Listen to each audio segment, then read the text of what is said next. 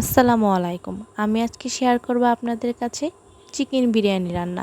আর এই চিকেন বিরিয়ানিটি আমাদের সবারই খুব পছন্দের একটি খাবার।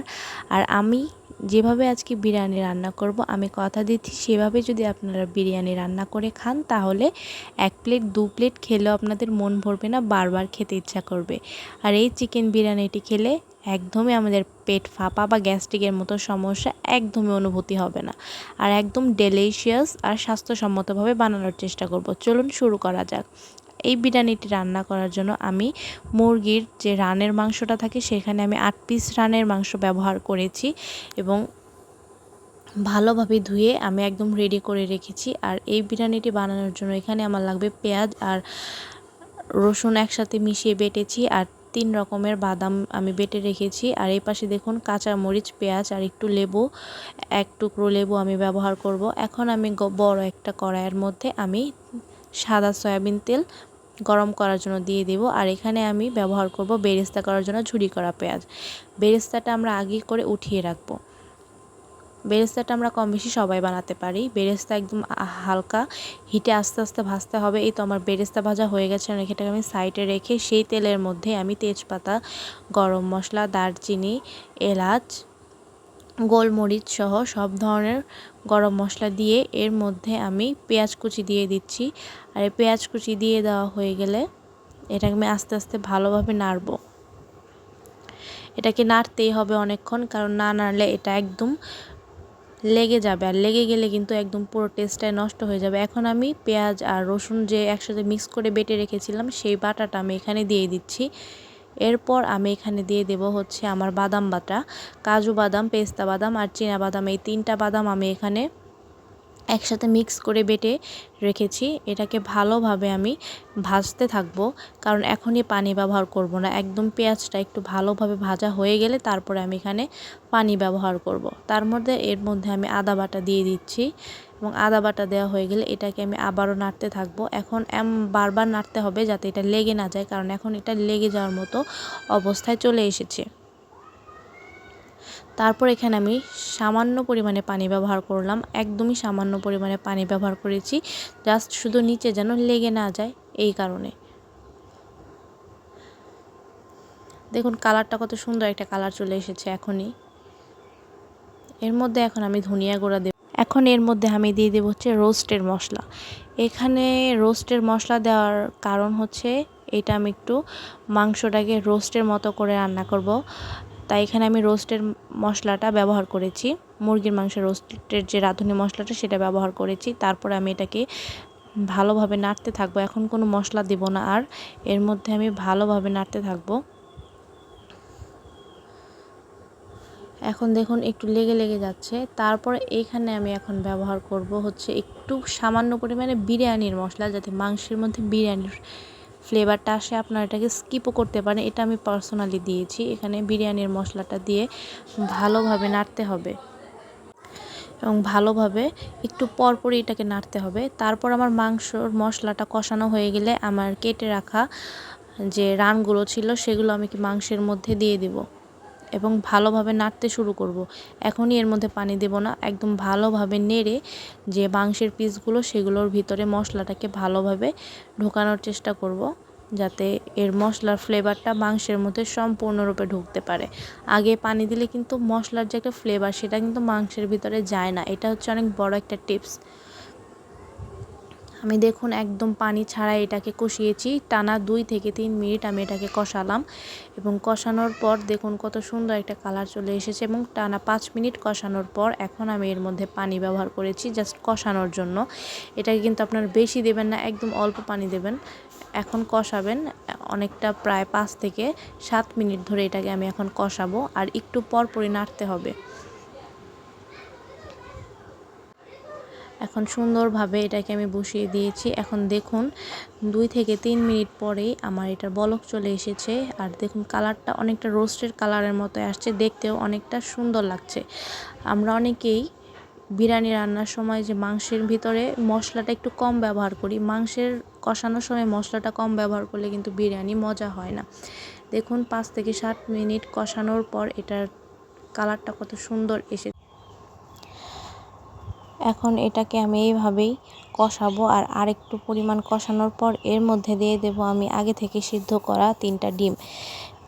ডিম আপনারা চাইলে দিতেও পারেন, নাও দিতে পারেন, কিন্তু এখানে আমি ডিমও ব্যবহার করব। এখানে আমি সিদ্ধ ডিম দিয়েছি, আর এই সিদ্ধ ডিম দিলে কিন্তু আরও বেশি মজা হয়। অনেকে চিকেন বিরিয়ানিতে ডিম না দিয়ে শুধু মাংস ব্যবহার করেন, কিন্তু এখানে আমি ডিমটাও ব্যবহার করেছি। আর এটা আমার কষানো শেষ। আর কষানো শেষ হয়ে গেলে আমি এখন আরেকটা পাতিলে সাদা সয়াবিন তেল নিয়ে নেব কিছুটা পরিমাণে। আর সেখানে দেব আমি আবারও তেজপাতা, দারুচিনি, গোলমরিচ, এলাচ, সব কিছু মশলা আমি দিয়ে দেওয়া হয়ে গেলে এর মধ্যে আমি দেব আবারও ঝুরি করা পেঁয়াজ কুচি। পরিমাণ মতো পেঁয়াজ কুচি দেওয়া হয়ে গেলে এর মধ্যে আমি এখন ভালোভাবে নাড়তে থাকবো, এবং আমার নাড়া হয়ে গেলে এর মধ্যে আমি স্বাদ মতো লবণ ব্যবহার করব।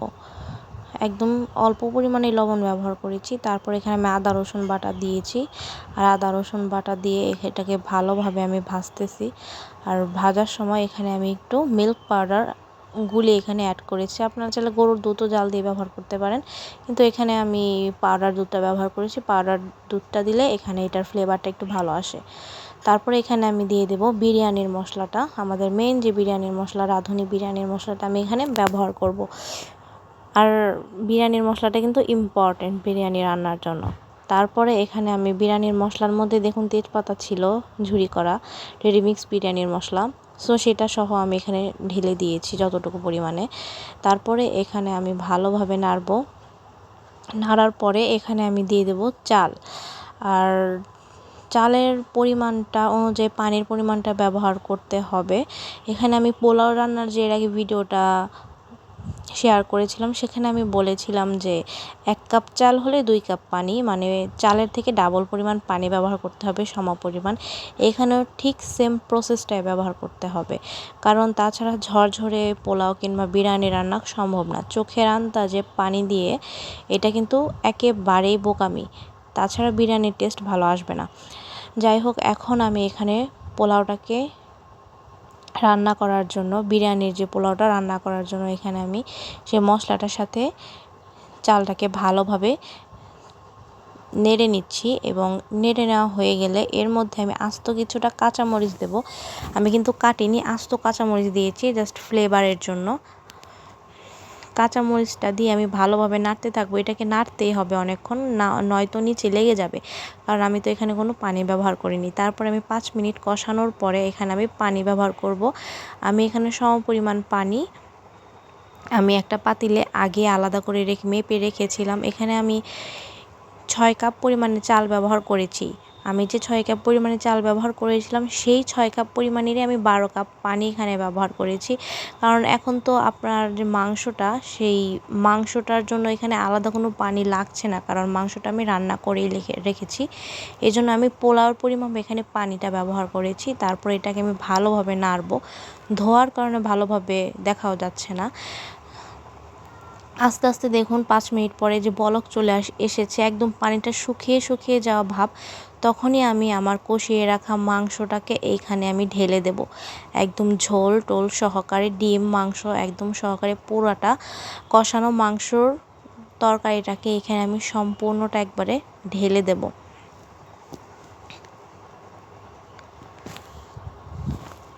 ঢেলে দেওয়া হয়ে গেলে এটাকে আমি আস্তে আস্তে নাড়বো।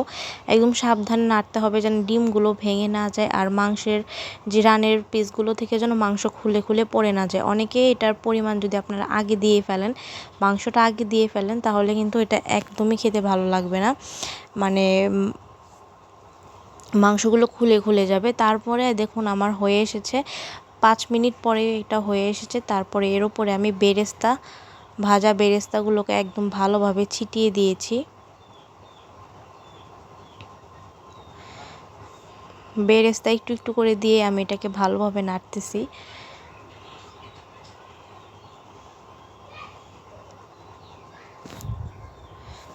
একদম সাবধানে নাড়তে হবে যেন ডিমগুলো একদম আস্ত থাকে, আর মুরগির রানগুলো থেকেও মাংস যেন একদম খুলে খুলে না পড়ে। তারপরে এর উপরে আমি একটু ঘি ছড়িয়ে দেব। নামানোর আগে আমি একদম ঘিটা ছড়িয়ে দেব। ঘি দিলে এটার ফ্লেভারটা একদম মারাত্মক লেভেলের ভালো আসে। এইভাবে যদি আপনারা রান্না করেন তাহলে একদমই ডেলিশিয়াস একটা বিরিয়ানি হবে। তারপর এটাকে আমি আস্তে আস্তে নাড়বো। দেখুন আমার চালটা কিন্তু হালকা কাঁচা রয়েছে, আর এই অবস্থাতেই এটাকে নামিয়ে চাপ দিয়ে ঢেকে রাখতে হবে। চুলাতেই যদি আপনারা চাল ফোটাতে চান সেই বিরিয়ানি একদমই ভালো হবে না। এই চাল অবস্থাতেই নামিয়ে এটাকে একদম ঢেকে রাখতে হবে। 5 মিনিট ঢেকে রাখার পর দেখুন এই তো আমার বিরিয়ানির লুকটা কতটা লোভনীয় আর কতটা ডেলিশিয়াস লাগছে, আর দেখতে তো মাশাআল্লাহ অনেক সুন্দর হয়েছে। যে কোনো মেহমান বাড়ি কিংবা কোনো মেহমান বাড়িতে বেড়াতে আসলে তাদের সামনে যদি এটা সার্ভ করে দিতে পারেন, তারা একদম খুবই মজা করে খাবে এবং খুব প্রশংসা করবে। এই ছিল আমার আজকের বিরিয়ানি রান্নার রেসিপি। সবাই ভালো থাকবেন। আল্লাহ হাফেজ।